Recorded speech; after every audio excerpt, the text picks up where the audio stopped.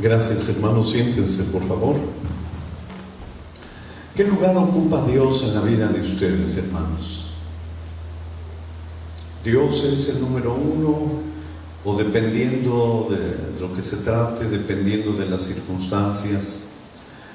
¿O Dios es tan importante que ustedes van a elegir por Él, aunque eso signifique sufrir, aunque eso signifique cansancio, aunque eso signifique quedarse uno sin algo para hacer lo que Dios quiere? El mensaje de Cristo Jesús a la iglesia en Éfeso fue un mensaje de recriminarles que ellos no tenían a Dios como el número uno. No era una iglesia que había dejado de trabajar. Alguna vez alguien piensa que el primer amor es el entusiasmo, es el servicio, son las ganas con las que uno llega a la iglesia y quiere servir en todo. Algunos llaman a eso el primer amor, y que con el tiempo eso se pierde. No, realmente eso no es el primer amor. La iglesia de Éfeso no había dejado de trabajar. El Señor dice: yo sé tus obras. Así que era una iglesia trabajadora. Yo sé todo lo que haces. Era una iglesia que tenía conocimiento. Le dice: yo sé que a ti no te pueden engañar los falsos apóstoles. Tú los descubres. Entonces era una iglesia llena de trabajo, llena de conocimiento, pero que Dios no ocupaba el número uno para ellos. Y el Señor dijo: si ustedes no vuelven a ser de Dios el número uno en sus vidas, entonces nada de lo que hagan tiene sentido. ¿Por qué razón? Porque es, hermanos, como si una esposa le dijera a su esposo: quiero decirte algo, tú vas a contar conmigo día y noche. Yo te voy a hacer la comida, yo voy a cuidar que tu ropa esté limpia, yo voy a hacer la casa, es más, voy a hacer tu auto. Lo que tú me pidas yo voy a hacer. El momento que tú me llames yo voy a estar a tu lado.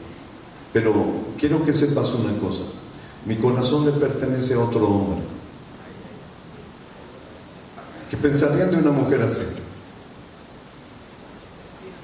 Les va a hacer todo lo que ustedes quieren, pero su corazón no es de ustedes, es de otro hombre. Yo creo que ningún esposo diría: ok, no te preocupes, mientras yo tenga la comida y te tenga a ti, puedes querer a quien quieras. Nadie sensato aceptaría eso. Y hay muchos que así servimos a Dios. Dios, cuenta conmigo. Hay que barrer, yo barro. Hay que mover esto, yo lo muevo. A la hora que me llames, yo voy a recoger al hermano. Yo voy por él, yo todo. Pero mi corazón no está contigo, Señor. Mi corazón le pertenece al trabajo. Mi corazón le pertenece a otra persona. Pero yo hago por ti lo que me pidas. ¿Qué va a decir Dios? No. Recuerda, por tanto, de dónde has caído y arrepiéntete. Porque Dios debe ser el número uno en nuestra vida. El Señor Jesucristo dijo: si tú no eres capaz de amarme a mí más que a tus padres, que a tu esposo, que a tu esposa, que a tus hijos, no puedes entonces ser mi discípulo. Y uno diría: bueno, pues cuánta exigencia, ¿no? Pero ¿por qué el Señor Jesús estaba diciendo eso? Porque, hermanos, si lo que yo más amo es a mi esposa en cualquier momento puede morir. Y si es lo que yo más amo, estoy acabado. Perdí lo que más amaba. Ya no tiene el sentido mi vida. Si lo que más amo es a mis hijos pueden morir. Mis padres pueden morir en cualquier momento. Pero si lo que más amo es Dios, ahí nunca lo voy a perder. Y perderé todas las cosas, pero siempre tendré conmigo lo que más amo. Eso es lo que el Señor quiere. Por eso Él nos pide que lo pongamos a Él como número uno, porque en este mundo no hay nada seguro, nada. Lo único seguro es Él. Y Él por eso dice: si yo soy el número uno para ti, siempre me vas a tener. No importa lo que pierdas, me vas a tener a mí, que soy lo de más valor. Todo lo demás que pierdas te va a doler, pero no va a significar una pérdida total, porque seguirás teniéndome contigo. Así que haz de mí lo más importante en tu vida. Mis hermanos, si Dios no es lo más importante en nuestra vida, nos va a costar mucho trabajo ser cristianos. Si no estamos enseñando a nuestros hijos que Dios debe ser lo más importante en sus vidas, ellos se van a perder. Algunos padres quizás están empeñados porque sus hijos sean grandes en esta vida, notables en esta vida. A mí me emociona cuando el ángel le anuncia a Zacarías que iba a tener un hijo, que fue Juan el Bautista.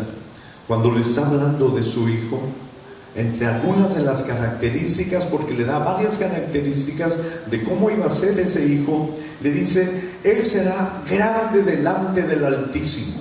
¡Wow! ¡Qué dicha, hermanos! Que nuestro hijo sea grande delante del Altísimo. Y hay hijos que son muy grandes en la sociedad, muy distinguidos, pero que delante de Dios no son nadie. Eso es muy doloroso, porque ellos nunca hicieron a Dios lo más importante, tenían otras prioridades, y nosotros no nos encargamos de enseñarles que lo más importante era Dios, y ellos nunca vieron que lo más importante para nosotros era Dios.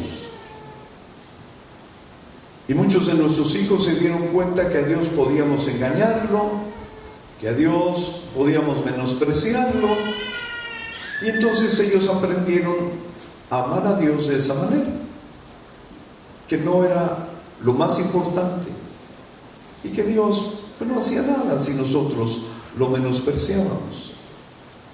Nuestros hijos deben saber que Dios es lo más grande que poseemos, y que Dios dice en su palabra: ustedes han hecho que mi nombre sea menospreciado, y yo voy a reclamar eso de ustedes. Porque nosotros hemos sido llamados para poner en alto el nombre de Dios, no para que la gente lo menosprecie. Y Dios nos va a reclamar eso si no fuimos fieles para con Él, mis hermanos. Entonces, usted revise sus prioridades, sus intereses. ¿Está haciendo Dios? ¿Mis hijos saben que Dios es lo que más me importa? ¿Lo que más amo? ¿Eso lo saben mis hijos?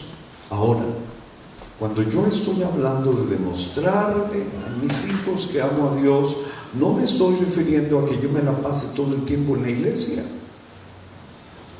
porque quiero que mis hijos se den cuenta que inclusive los puedo abandonar, porque para mí lo más importante es Dios. Dios no está diciendo eso. Yo puedo demostrar que Dios me importa amando a mis hijos,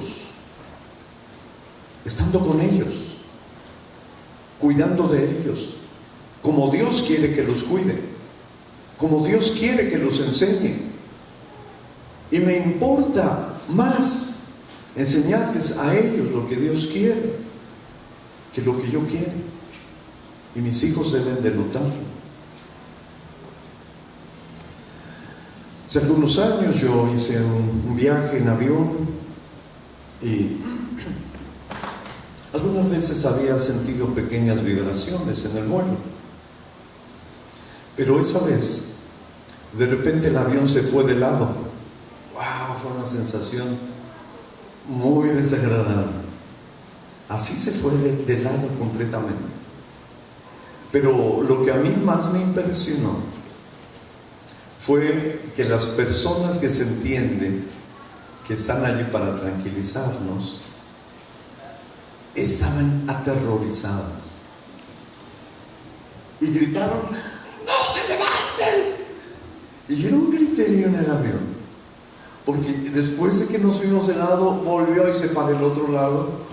Y después así íbamos, de un lado y otro, y hasta que se fue estabilizando. Yo pensé, eso está grave para que la sobrecargo griten y estén espantadas así. Es que eso está grave. Cuando uno ve que las personas expertas dicen, tranquilo, no pasa nada, esto se controla. Pues estoy muy tranquilo.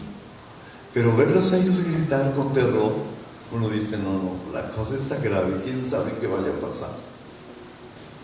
Nuestros hijos nos observan. ¿Qué tanto respeta mi padre a Dios? Nos han dicho que Dios nos ve en todo tiempo. Como Él le habla a mamá, como Él la trata, denota que Él sabe que Dios lo está viendo. Los seres humanos somos así. Tenemos una conducta cuando alguien nos ve y otra cuando alguien no nos ve. Cuando alguien nos ve y que queremos quedar bien con esa persona, nos tornamos amables, cordiales. Alguna vez yo les platicaba, ¿no?, de aquella hermana que se quejaba porque cuando había visitas en su casa y él quería pasar, le decía: mi amor, quita tus piecitos, voy a pasar. Dice, pero cuando no hay nadie, dice, quita tus patas, que estorbas. Porque él no sabe que está Dios. Le importa más cuando alguien está y quiere quedar bien con él. Pero si yo sé que Dios me está viendo en todo tiempo, Dios no quiere que trate así a una de sus hijas. Mis hijos perciben eso, que yo me siento en todo tiempo observado con Dios, y que cuando cometo alguna falta, yo le pido perdón a la persona que ofendí, le pido perdón a Dios. No se trata de ser intachables, estamos bajo esa naturaleza que nos hace pecar, pero ahora hemos aprendido que cuando peco debo ir y pedir perdón a Dios y a la persona ofendida, y eso demuestra que yo le temo a Dios. Aquí ustedes también tienen en las carreteras señalamientos, y a lo mejor en alguna parte dice velocidad máxima 50 millas. Pero sucede que ustedes van a 70. ¿Qué harían ustedes si ven que de pronto se les empareja la policía? Si ustedes sienten respeto por la policía, soltarán el acelerador de inmediato. Si sienten respeto. Si no sienten respeto, competirán con él. A ver quién llega más pronto. Pero así les va a ir. Pero yo creo que la gran mayoría sentimos respeto por la autoridad. Inclusive usted llega a una esquina, a un crucero, y está en alto, y usted lleva prisa, usted primero observa, no está la policía. Si no está, usted se cruza. Pero si usted ve que ahí está la policía, aunque lleve prisa, usted se va a esperar, porque siente respeto por ellos, siente temor. Eso es lo que nosotros tenemos que hacer todo el tiempo.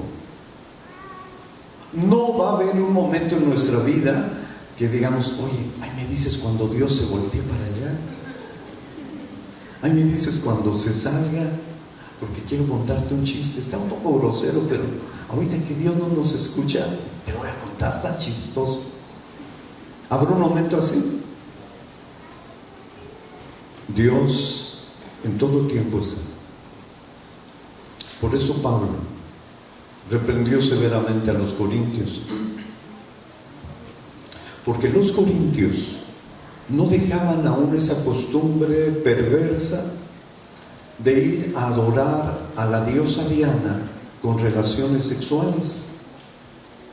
Así como nosotros nos reunimos a cantar, a orar, la adoración a la diosa Diana, la diosa del amor, era a través de relaciones sexuales.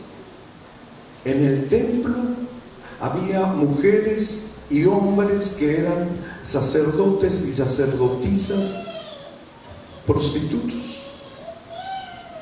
La gente que quería adorar iba y tenía relaciones con esas sacerdotisas, con esos sacerdotes. Algunos de ellos conocieron el Evangelio y estaban aquí el sábado y terminado el culto se iban a adorar a la diosa Diana. Entonces Pablo dice: hermanos, ¿qué no saben que ustedes son el templo de Dios? ¿Qué no saben que desde que creyeron, Jesucristo vivió en ustedes? Jesucristo no viene y se va. No hay un momento en que ustedes digan: en ese momento que me dejó Jesucristo, vamos a hacer esto. O no podemos decir: Señor Jesús, ¿podrías salirte un rato de mí? Es que voy a ver una película, pero de esas que a ti no te gustan. Déjame unas 2 horas, Señor, y ya después te vienes. No. Y Pablo dice: ¿qué no saben que cuando ustedes van y se unen a esa mujer en una relación sexual, hacen una sola carne con ella? Y ustedes son uno con Cristo. Y cuando van, ¿haré a Cristo miembro de una ramera? Lejos sea. Es algo inconcebible. Pero a los corintios se les estaba olvidando. Solo se dejaban llevar por su pasión. Se olvidaron que Dios estaba con ellos, que Dios los observaba. Y la mejor manera de estar con nosotros en todo el tiempo es vivir con nosotros. Jesús dijo: si ustedes hacen mis mandamientos, mi Padre y yo vendremos y haremos morada. Allí no quiere decir que Dios y Cristo vienen a vivir junto a nosotros. No, dentro de nosotros. Ellos viven en espíritu dentro de nosotros. Donde quiera que yo vaya, allí va el Señor y Dios en espíritu. Todo lo que yo haga, allí está Dios y Jesucristo. Todo. Si nosotros llegamos a comprender eso, hermanos, nuestra vida será santa ante Dios. Si nosotros adoramos a Dios como si fuera un ídolo, entonces creeremos que Dios solamente está en los momentos de culto. Que saliendo del culto, entonces me quito el uniforme de cristiano, porque ya no estoy en el templo, y ahora yo puedo hacer lo que quiera. Esa era la actitud de los griegos. Los griegos tenían 2 posiciones, o 2 posturas. Ellos decían: la carne es mala, a los dioses no les interesa la carne, los dioses están interesados en el espíritu.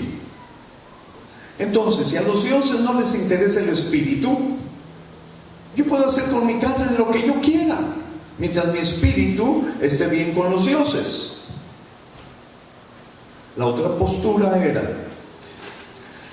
a los dioses no les interesa mi cuerpo, porque el cuerpo es malo, entonces yo voy a castigar este cuerpo.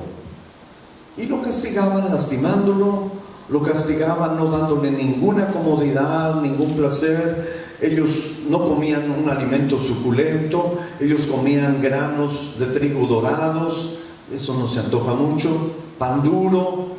Ellos se dormían no en una mullida cama, se dormían en el suelo, porque decían: si tú te duermes en una cama muy cómoda, le estás dando placer a la carne, le estás complaciendo, y la carne es mala, no la complazcas. Así que era toda una vida de sufrimiento, de castigos a la carne.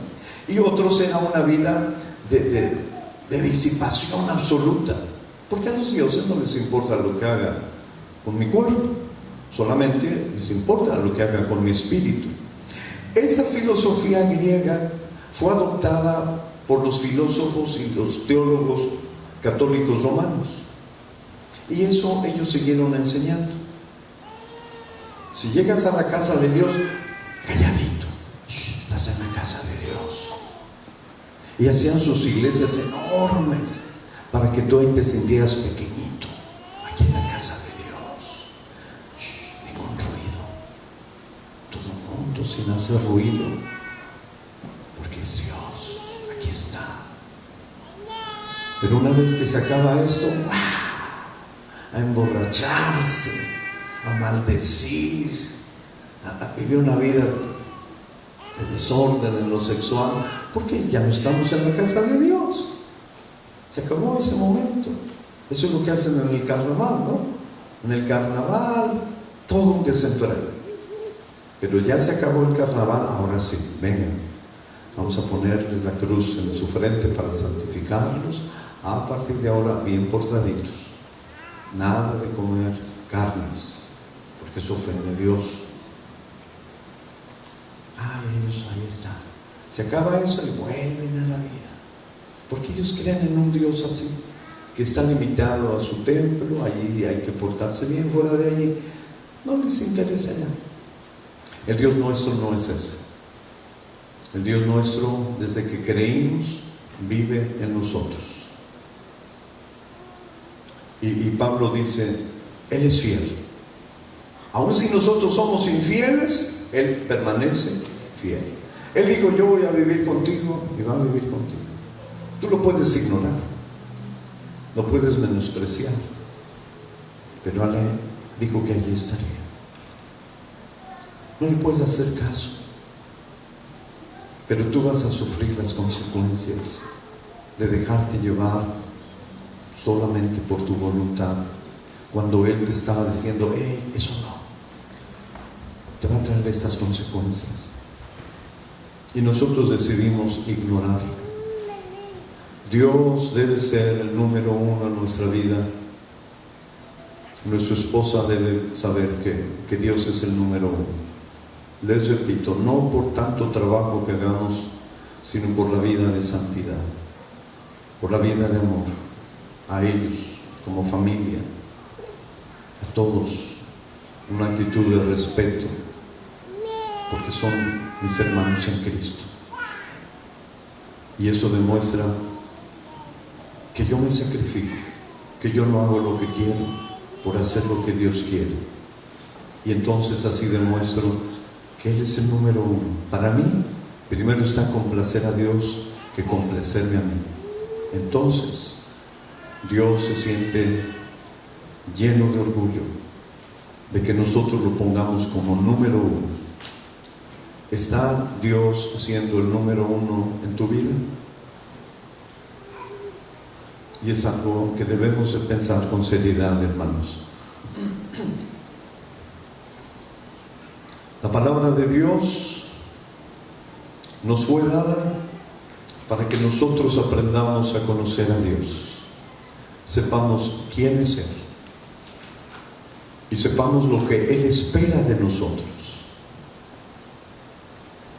Por lo tanto, nosotros deberíamos estar interesados en leer la palabra intensamente. El apóstol Pablo le dice a Timoteo en el capítulo 13, el versículo 16 y 17: toda escritura es inspirada por Dios. Y él dice toda. Todo lo que aquí hay es inspiración de Dios. Hoy, aquellos que predican una libertad sexual, cuando uno usa la palabra para condenar tales actos, nos dicen: no, hombre, esta palabra ya está arcaica. Esto fue para otra época. En ese tiempo que Moisés escribió, pues era lo que ellos vivían. Modernízate, actualízate. Es lo más absurdo y tonto, hermanos. Esa gente que cree que porque lleva una vida sexual desenfrenada, eso es modernizarse. No es verdad. Ellos están volviendo a lo antiguo. La vida homosexual La vida de andar con un hombre o con una mujer y otra, eso no es nuevo. Eso ya se ha vivido desde hace años. Más bien ellos se están volviendo al pasado, a ese pasado que trajo muerte, a ese pasado que estuvo a punto de acabar con sociedades enteras. Hubo sociedades que se extinguieron, hubo religiones que no se conocieron más, porque llegaron a esa vida sexual sin freno. Y ahora llaman a eso modernizarse. No hay tal modernización. No están haciendo algo nuevo. Todo lo que están haciendo ya sucedió en el pasado. No están proponiendo nada que no supiéramos. Todo esto ya aconteció con trágicas consecuencias. Y lo que ellos llaman arcaico, no fue Moisés el que escribió esto, fue Dios. Moisés solo escribió lo que Dios le dijo. Dios no está pasado de moda. Dios no es un ser antiguo. Si alguien nos conoce perfectamente, es Dios. Y Él sabe lo que nosotros necesitamos para vivir bien. Y por eso nos ha dado amorosamente su palabra. Y ninguna parte de la palabra debemos de menospreciar. Hay quienes dicen, todo eso fue del Antiguo Testamento. Hace unos días, en una iglesia de Nueva York muy grande, 2 de sus músicos declararon ser homosexuales y expresaron sus deseos de casarse. Algunos se sorprendieron. Entonces la acción inmediata fue: vamos a entrevistar al pastor, a ver qué opina de esto, ¿no? Así que le dijeron: pastor, ¿sabe usted de la decisión de estos 2 muchachos y su confesión? Él dijo: sí, estoy enterado. ¿Y qué opina usted de la homosexualidad? Él dijo: yo nunca leo que Jesucristo haya condenado la homosexualidad.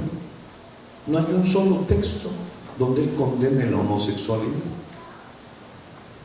No hay en los evangelios nada que señale que esto sea un pecado. Y la gente feliz, porque Cristo nada dijo. Es cierto, Jesucristo nada dijo. ¿Por qué? Porque no necesitaba decirlo. Jesucristo no predicó a los gentiles, a los paganos. No, Él le predicó a una comunidad judía. Y los judíos toda la vida supieron que la homosexualidad era un pecado, una ofensa ante Dios. No necesitaba hablarles de esto que ya conocían. Jesucristo tampoco dijo que era un pecado tener relaciones sexuales con papá o con mamá y por eso hay que hacerlo. ¿Por qué no lo dijo? ¿No lo prohibió? Jesucristo nada dijo de la relación sexual con los animales. Entonces, ¿se puede hacer porque Él nada dijo? No. Muchas cosas que Él no dijo es porque no hacía falta decirlas. Ellos ya las sabían. No porque Él haya consentido en eso. Esas son las interpretaciones equivocadas que lamentablemente entre algunos creyentes, porque no puedo decir cristianos, creyentes o que simpatizan, dan para justificar sus malas obras. Tenemos que ser cuidadosos y no permitir que esta palabra sea menospreciada por considerar que está fuera de moda. Toda escritura es inspirada divinamente y útil para enseñarnos lo que es verdad, para hacernos ver, dice el apóstol Pablo, lo que está mal en nuestra vida. Nos corrige cuando estamos equivocados y nos enseña a hacer lo correcto. Dios la usa para preparar y capacitar a su pueblo para que haga toda buena obra. Segunda Timoteo 3:16, esto dice. Y el escritor de la carta a los Hebreos dice: pues la palabra de Dios Es viva y poderosa, y más penetrante que toda espada de dos filos. Penetra tan profundo que puede partir el alma y el espíritu y las coyunturas y los huesos, y juzga los pensamientos y los sentimientos de nuestro corazón. ¿Hay algo que esta palabra no pueda hacer en cuanto a nuestra conducta? No. Todo lo puede la palabra de Dios. No necesitamos nada más. El salmista dice: las palabras del Señor son perfectas, que reavivan el alma. Los secretos del Señor son confiables, que hacen sabio al pequeño. Los mandamientos del Señor son rectos, que traen alegría al corazón. Los mandamientos del Señor son buenos y le muestran a la gente el camino correcto a seguir. Salmo 19. Eso dice el escritor de la palabra de Dios. Me llama la atención cuando el escritor dice que la palabra hace sabios a los simples. ¿Saben? Allí la palabra simple en el hebreo significa puerta abierta. ¿Por qué? ¿Por qué utilizó esta palabra? Porque hay muchos seres humanos que su mente es como una puerta abierta.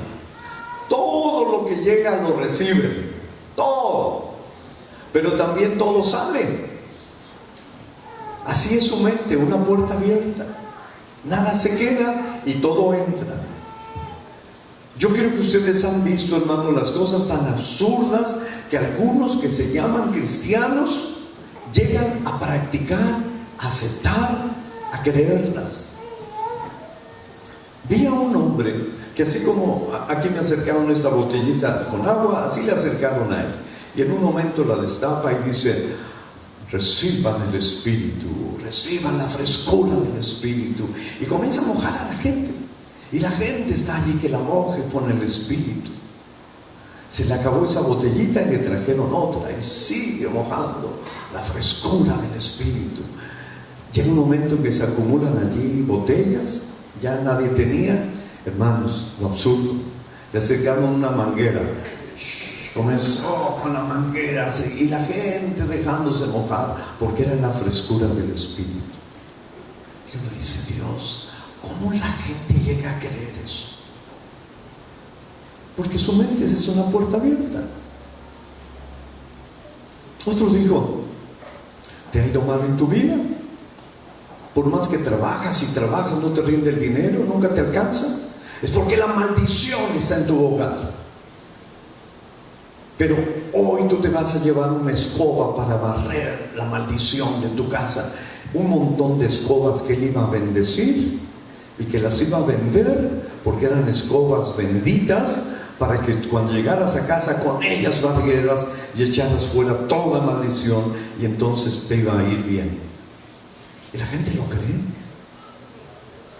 Otro hombre tonto dijo: yo no puedo pisar en este lugar, soy un hombre santo y este lugar está manchado. Pero la gente se comenzó a acostar en el suelo para que pasara sobre ellos y no tocaran sus santos pies el piso inmundo. Y allí va aquel hombre pisando a los otros ahí.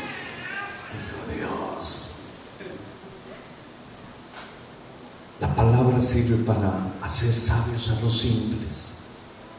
Cuando uno lee la palabra, cuando estás lleno de la palabra, Dios te va a ayudar a que identifiques cuando lo que se está haciendo no es su voluntad. Pero quien no lee la palabra, cree todo lo que le diga. Qué importante entonces, hermanos, es que nosotros no solo valoremos la palabra como volumen, sino por su contenido. Que en nuestro corazón la palabra de Dios ocupe un lugar importante. Léanla, hermanos. Acostumbren llenar su corazón con la palabra. Consérvenla. Ayer les dejé a mis hermanos una tarea. Precisamente les dije a ellos que el Salmo 119 son 176 versículos donde Dios repetidamente, yo creo que quienes hicieron la tarea y leyeron pueden estar de acuerdo conmigo, que todos esos bloques, esos 22 bloques de 8 versículos, una y otra vez, como si quisieran grabarlo y decir: no se te olvide, no se te olvide. La palabra de Dios es lo más importante en tu vida. Y les dejé la tarea: lean lo más que puedan del Salmo 119 y vean para qué sirve la palabra. Y también vean qué es lo que debemos hacer nosotros respecto a la palabra. Yo pude leer, y sé que quienes lo hicieron van a ver que Dios nos guió a lo mismo. ¿Para qué sirve la palabra? Nos libra de iniquidad, nos ordena nuestro caminar, nos evita ser avergonzados, nos ayuda a alabar a Dios con rectitud. Aquí hay algo importante. Dice: te alabaré de todo corazón cuando yo guardare tus mandamientos. Hoy, por desgracia, muchos músicos están más interesados en ensayar, no en guardar los mandamientos de Dios. Y creen que después de un buen ensayo, después de todas las habilidades musicales, Dios va a decir: ah, qué alabanza tan agradable. Cuando toca el común de los músicos no me gusta, pero cuando toca Marcos Witt, ahí sí, Dios se goza, porque Él sí lo sabe hacer. No, el Salmo dice que la alabanza que Dios le agrada es cuando alguien guarda sus mandamientos. ¿Quieres que Dios se agrade de tu alabanza? Guarda su palabra. La palabra nos limpia del camino. La palabra nos evita divagar. La palabra nos ayuda a no pecar. La palabra trae gozo. ¿Estás deprimido? ¿Las cosas te han ido mal? Vea la palabra te va a confortar, la palabra te va a levantar el ánimo, la palabra quita el oprobio, el menosprecio, ayuda a soportar cuando alguien murmura de nosotros, nos aconseja, nos produce deleite, nos da vida, nos quita la ansiedad, nos fortalece, nos aparta de la mentira, nos libra de aprietos, nos da entendimiento, gobierna nuestra voluntad, nos libra de avaricia, nos libra de vanidad, nos da vida, nos da ánimo, quita el oprobio, nos enseña a ser bondadosos, nos vuelve misericordiosos, nos enseña a proceder con verdad, nos da juicio, nos da confianza, nos da tranquilidad, nos consuela, nos ayuda a soportar burlas, nos acompaña, nos da conformidad cuando perdemos lo material. Esto es parte de lo que dice el Salmo 19. Para eso sirve la palabra. Ahora, ¿qué nos dice el Salmo que nosotros tenemos que hacer? Suplicar dirección a Dios. Suplicar que la palabra sea lo que más querramos. Que nosotros la confirmemos. Que codiciemos esa palabra. Que hablemos en base a ella. Que no nos avergoncemos. Que le hablemos aún a la gente más importante, que nos gocemos como si hubiéramos recibido una herencia, que así nos gocemos al tener la palabra, que nos revisemos periódicamente a la luz de la palabra, no de nuestros propios razonamientos, que seamos diligentes, no te tardes, no dejes esto a la desidia, que nosotros busquemos ser amigos de los que aman la palabra de Dios, que caminemos con ella, que la busquemos de corazón, que aprendamos esos mandamientos. Es muy triste cuando en algún momento dice: bien, hermanos, pónganse de pie, ahora el que diga un versículo de memoria se va a ir sentando. Y algunos dicen: wow, qué versículo digo. Un solo versículo, hay quienes batallan para traerlo a su memoria. Debemos de grabarnos la palabra. Si no tienes la palabra, no vas a poder vencer la tentación. ¿Cómo venció el Señor Jesucristo la tentación? Con la palabra. Satanás le dijo: te tengo un plan maravilloso. Tú quieres darte a conocer, ¿no? Quieres que la gente sepa que eres el Hijo de Dios. ¿Qué te parece si reunimos a toda la gente anunciándoles: Jesús se va a arrojar desde lo más alto del templo, venga y obsérvelo y verá que es el Hijo de Dios? ¿Cómo ves mi plan? Muchos van a venir a ver que tú te arrojas, y cuando caigas vivo, ¡wow!, van a seguirte, van a creer en ti. El Señor no le interesaba esa clase de seguidores. Él dijo: no, escrito está, no tentarás al Señor tu Dios. Wow. Bueno, debes de tener hambre, ¿no? ¿Cuánto hace que no comes? Hace un mes. ¿No se te antojaría esto o esto? Tú puedes hacer lo que quieras. ¿Qué quieres comer?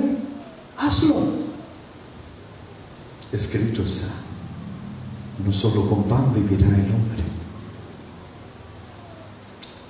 Bueno, yo te voy a dar todo lo que tú deseas, todo, si tú me adoras. Escrito está, al Señor tu Dios adorarás y solo a Él servirás.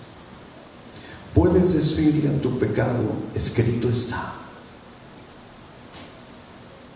Cuando el maligno te llama a hacer un pecado y él te muestra todos los deleites, todo lo maravilloso de ese pecado, tú puedes decirle: escrito está. Y si tu espíritu está vacío, tu mente está vacía, tú vas a ir, como dice Salomón, como el buey al degolladero, como el loco a las prisiones. Cree que le va a ir bien y no sabe que así. A lo mejor ustedes han visto cuando llevan a los animales ya para la matanza, van así en un corral muy estrecho donde apenas ellos caben, y los van arreando y van caminando, y en cualquier momento el matancero llega y le clava en el cerebro un puñal. Y dice Salomón: así son todos los que siguen al pecado. Ellos van felices, dispuestos a disfrutar, y no saben en qué momento. Debemos de llenarnos de la palabra. Si no hicieron la tarea, háganla, hermanos. Tomen esa disciplina. Lean la palabra con sus hijos. No teman: es que yo no sé qué enseñarles. Yo no les estoy diciendo enséñenles, léanla.